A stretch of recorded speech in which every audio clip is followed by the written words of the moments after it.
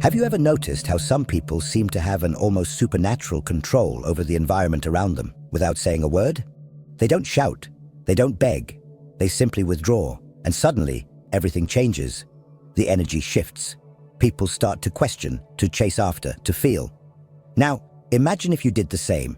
If you stopped reacting immediately to everything, if you chose silence instead of the automatic response, retreat instead of explosion, what do you think would happen?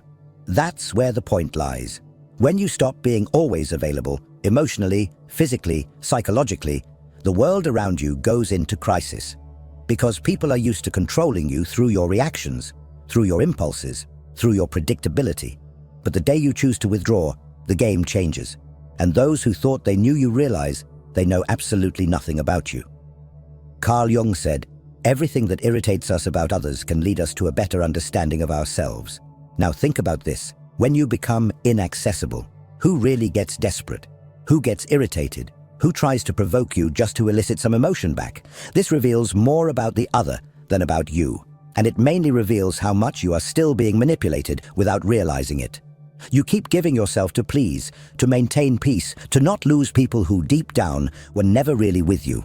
And with every forced yes, every immediate response, every emotional reaction, you give away a piece of your energy. And at the end of the day, what's left? Tiredness, frustration, an emptiness you can't explain, but I'll tell you why. Because you are too available for those who don't deserve even a minute of your silence. This video is not about turning your back on the world. It's about choosing yourself. It's about learning what Jung called individuation, the process of becoming whole, authentic, complete. And this process begins when you understand that silence can be stronger than 1,000 arguments. That withdrawal, when it comes from awareness and not from escape, is an act of power. So I ask you now, looking into your eyes, how long will you continue to be controlled by the emotions of others? How long will you react like a puppet every time someone pokes your wound? Maybe it's time to cut those strings, to withdraw, to become a mystery, because when you stop being available, everything changes. You have been taught to always be present, to respond quickly, to please, to say yes even when you wanted to say no. Since childhood, you have been conditioned to believe that your worth lies in how available you are to others. But here's a truth that perhaps no one has told you with this clarity. This excessive availability is not a virtue. It is a prison. And as long as you continue to think that you need to be accessible all the time, emotionally or otherwise, you will be manipulated, drained, and forgotten as soon as you are no longer useful. Do you know why? Because being always available makes you seem predictable. And everything that is predictable becomes a tool. People start to use you as an emotional emergency button. They press it when they want attention, relief, validation, and then put you back on the shelf. But you don't realize this because you are trapped in an illusion that being present for everyone will make someone be present for you. But it doesn't work that way. Carl Jung spoke about the persona, this mask we wear to be accepted, loved, recognized, and it is exactly this mask that keeps you overly available. You say, "It's okay," when you are suffocating. You respond to messages immediately even when you are exhausted. You explain yourself, justify yourself, defend yourself, as if you owe something to the world. But the truth is that the more you place yourself at the center of others' stage, the more you disappear from your own. Being available all the time is a subtle form of self-abandonment. It is a disguised way of seeking approval, avoiding rejection, trying to control the image others have of you. But this control comes at a price, and the price is your peace. It is your vital energy being distributed as if it were infinite, when in fact it is limited, very limited. People who want you available all the time, in fact, do not want you. They want what you provide: validation, company, distraction, emotional comfort. But when you change, when you set a boundary, when you refuse to react, those same people get irritated, accuse you, say you are weird. It's not because you changed, it's because you stopped being functional for them. And here's the cruelest point. The more available you are, the less value others give you. Because what is too abundant becomes emotional rag. No one respects what they don't have to earn. No one values what is always there. So now, stop and think. Who truly deserves your time? Who deserves your attention? Your presence? Your listening? Or better yet, who deserves your absence?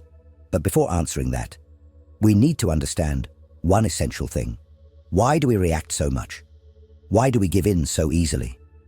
What is behind this almost automatic desire to respond, justify, and please? The answer lies in what Carl Jung called psychic energy. And that is what we will talk about in the next part. Because your energy is all you have, and if you don't learn to protect it, someone will use it against you. If this content is making sense to you, click the subscribe button and subscribe to the channel. Thank you for your support. Carl Jung did not see the human psyche as an automatic machine that reacts to stimuli without consequences. For him, our mind is like an energy system, and every thought, emotion, and action consumes a part of that energy. The question is, are you choosing where your energy goes, or are you letting the world decide for you? Every time you react impulsively, you are wasting psychic energy.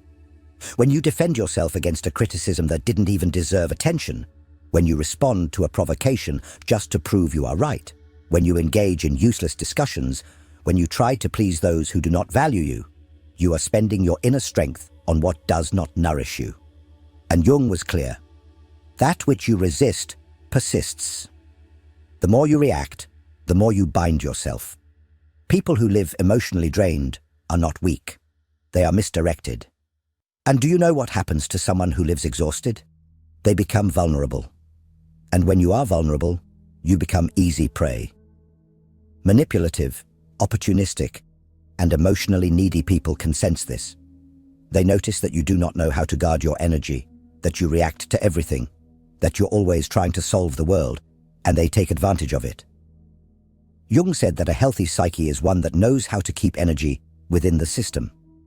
This means knowing how to say no without guilt, knowing how to remain silent without feeling cowardly, knowing how to observe before acting. Because true power is not in reacting. It is in choosing when and how to act. And this is only possible when you know yourself well enough to recognize your own impulses. How many times have you lost sleep over an unresolved conversation? How many times have you spent hours ruminating on what you should have said or trying to understand why someone treated you poorly? This is energy being drained without return. You are keeping alive ghosts that should have died long ago, and feeding dynamics that only exist because you insist on responding. Psychic energy is like a force field. When well guarded, it creates presence. You enter a room and command respect without saying a word. But when poorly managed, you become invisible, reactive, fragile. And the world has no mercy for those who give in easily. Therefore, start observing your own triggers. What makes you react automatically? What makes you lose your center? These are the exact points where your energy escapes, and that is where you need to work. Not to become cold or indifferent, but to be selective, to be sovereign over yourself. And here comes one of Jung's greatest revelations. When you conserve your energy, you break the projections that others place upon you, and that bothers a lot. Because now we are entering a dark territory, that of silent manipulation. In the next part, we will explore how opportunistic people feed off your energy and why your unavailability completely disarms these games. Get ready to look into the eyes of those who have always drained you without you realizing it. You think you are in control. You believe your reactions are conscious choices. But the truth is darker. Most of your emotional responses are programmed. And those who understand this manipulate you easily. Opportunistic people don't need to raise their voices, threaten, or force situations. They just trigger the buttons you've left exposed, and you react, always. Carl Jung called this projection. The psychological mechanism through which people project onto others what they cannot see in themselves. But there is another side to this phenomenon that few notice. While others project onto you, you also become the receptacle for these images. And the more emotionally available you are, the more you become a blank canvas for these projections. You know that friend who only reaches out when they are in crisis. That partner who always needs you to save the day. That person who praises you, but only as long as you are useful to them. None of this is by chance. They are not relating to you. They are relating to the idea of you, to the role you agree to play. And why do you agree? Because you are afraid of disappointing, afraid of not being loved, afraid of being abandoned. The most effective manipulation doesn't happen in shouting. It happens in the silence of guilt. When you feel that you owe something to the other, when you believe you need to be available, need to help, need to understand, even when it destroys you inside. And here is the central point. The manipulator doesn't need to control you. They just need you to keep reacting the same way. But when you stop reacting, the game breaks. When you start saying no, responding with silence, withdrawing instead of explaining yourself, the projections begin to crumble. The mask they put on you falls, and this leaves people unsettled because they no longer know who you are, and worse, now they are forced to look at themselves, and not everyone is prepared for that. Your unavailability is a threat because it forces others to confront their own emptiness. The silence you offer reveals the internal noise they don't want to hear. And then comes the attack, the criticism, the emotional drama. Not because you are wrong, but because you stopped serving as a convenient mirror. Jung said, "We do not become enlightened by imagining figures of light, but by making the darkness conscious." When you withdraw, when you stop feeding the cycle, the other's shadow begins to emerge. And this is unbearable for those who have always used you as an escape. But what about you? Are you ready to deal with the discomfort of being misunderstood, rejected, or even attacked for protecting yourself? Are you ready to endure the silence that comes after the rupture? Because it is precisely in that silence that a new kind of power is born. And that is what we will talk about now. In the next part, you will understand why silence can be the most devastating weapon of the human psyche, and how it completely changes the dynamic between you and the world. The modern world is noisy. Everyone wants to be heard, wants to respond quickly, wants to win pointless debates and prove their point, even if it costs them their own peace. But there is a power that few know, and even fewer master. The power of silence. Not the silence of passivity or cowardice, but conscious, strategic, brutally lucid silence. The kind of silence that is not absence, but amplified presence. Carl Jung saw silence not as a void, but as a fertile ground for inner transformation. When you stop reacting, you begin to observe. And by observing, you see patterns that previously went unnoticed. Emotional repetitions, manipulation games, cycles of self-sabotage. Silence allows for lucidity. And lucidity is dangerous for those who live to control you. Have you noticed how some people panic when you don't respond? When you don't explain yourself? When you simply disappear? It's not because they miss you. It's because your silence takes away their narrative control. While you speak, you are still in the game. But when you are silent, you change the rules. And that unbalances anyone who thrives on your reaction. True silence is not the absence of voice. It is mastery over one's own energy. It is the refusal to be dragged down by someone else's emotions.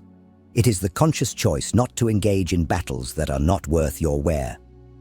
Jung said that individuation, the process of becoming who you truly are, requires this distancing, because only in silence can you listen to yourself without the world's interference. But don't be fooled. Silence has a price. It will distance you from people who only valued you for the role you played. It will make you incomprehensible to those who only saw you through their own projections.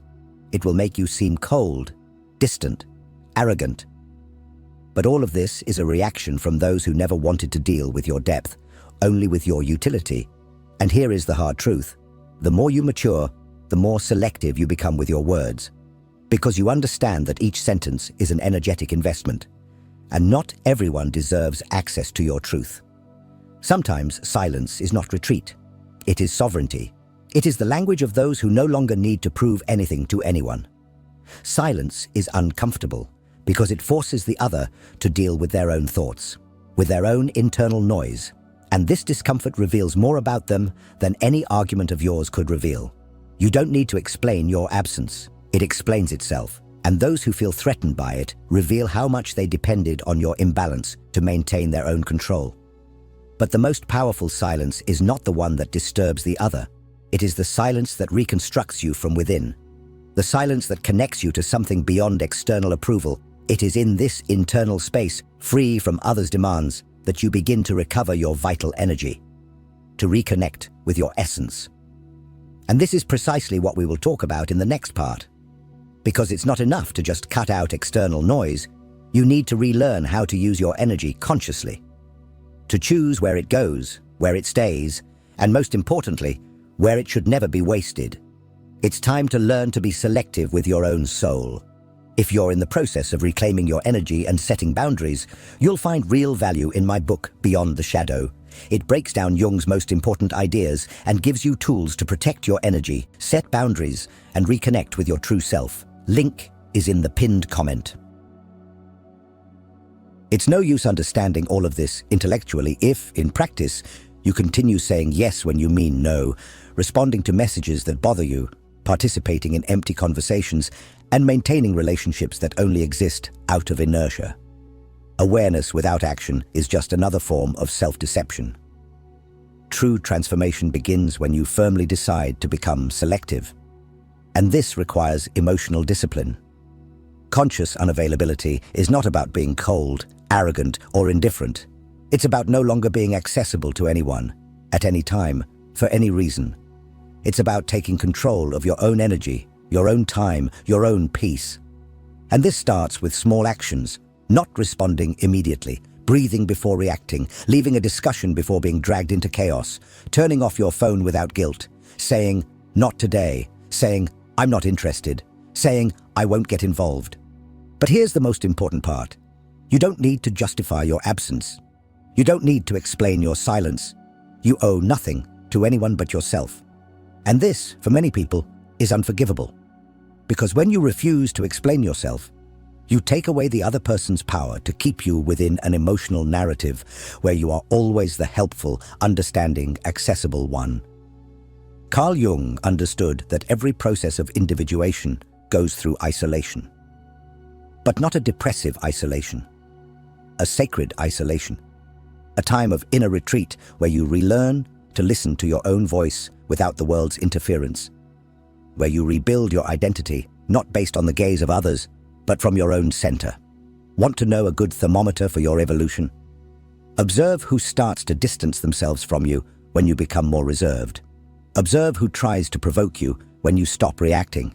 Observe who accuses you of having changed when you finally start to protect yourself. These are not signs that you are wrong. They are proof that you have begun to free yourself. Being unavailable is uncomfortable at first. You will feel guilty. You will think you are being selfish. You will hear that you are being too harsh. But this is part of the deconstruction process. You have spent your life being conditioned to put yourself second. It's natural that change causes discomfort, not only in you, but in everyone who benefited from your old version. Conscious unavailability is the foundation of self-determination. When you say no to the world, you are saying yes to yourself. When you withdraw from a toxic environment, you are reaffirming that your peace is worth more than any false connection. And when you stop explaining yourself, you begin to be respected, even if it's by few. But not everyone is ready for this type of presence, because your emotional absence will expose wounds they do not want to face. It will reveal how much they depended on your emotional chaos to feel in control. And it is at this moment that the rupture comes. And with the rupture comes the pain, the loneliness, the estrangement, the feeling that you are losing something, when in fact you are just freeing yourself. But what happens after that? What comes after the distancing? What is born from the silence? In the last part, we will talk about this, about the rebirth that only happens when you have the courage to be misunderstood, to be alone, and to become whole on your own. It's time to understand why the loneliness of the strong is the path to true freedom. When you stop being available to everyone, something profound begins to happen.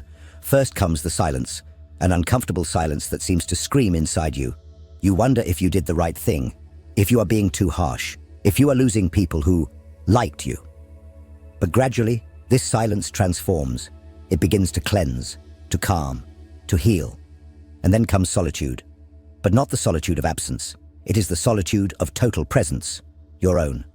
The solitude of the strong, the solitude of one who no longer betrays themselves to keep others close.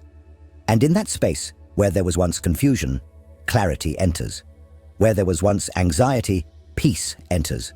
Where there was once neediness, a new kind of strength enters, the strength of being whole within yourself. Carl Jung said that the process of individuation, becoming who you really are, requires you to distance yourself from the collective, that you disidentify from the mask, that you walk alone for a while. And that is exactly what you are doing when you decide to become unavailable. You are not fleeing the world. You are returning to yourself. It is at this point that you stop being a reactor and become a creator. You cease to be shaped by circumstances and begin to shape your reality from within. The people who feel uncomfortable with your absence, they reveal that they never wanted you. They wanted the role you played. And now that you no longer fit, they don't know what to do with you. And that is liberating. You will lose people, but you will find yourself. You will distance yourself from places, but you will reconnect with your essence. You will become misunderstood. But finally, you will begin to be respected. Because when you are no longer available for anything, you become valuable, rare, unforgettable. And don't be fooled, this is a rebirth, a new beginning, the start of a life where you are no longer available for emotional crumbs, for mind games, for voids disguised as affection. Now you only accept what resonates with your peace, with your truth, with your wholeness. And if you have made it this far, it's because a part of you is already ready for this new path. A part of you has already understood that being loved means nothing if, for that, you have to abandon yourself. And that true self-love begins when you choose yourself, even if it costs you to be alone for a while. Now tell me in the comments, are you ready to be misunderstood, rejected, or even hated in the name of your inner freedom? Are you willing to pay the price of being you? If this message touched you, if it made sense, write in the comments, I choose my peace. Let's see how many here are ready for this transition. And don't forget, keep watching the next video. It's important, much more than you imagine. See you there.